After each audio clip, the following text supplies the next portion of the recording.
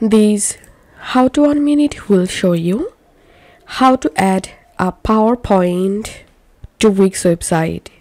Open your Wix site editor and click on Add Elements.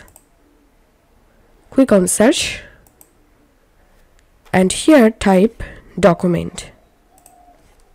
And here type Document. Hover over on Upload button and here you will get PowerPoint document button. You can select any of them.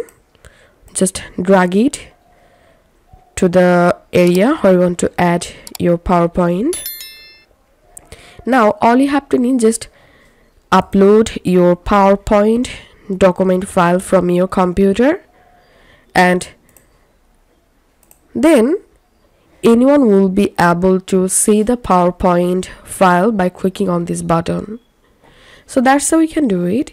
If you find this video helpful, don't forget to subscribe How to 1 Minute. See you in the next video.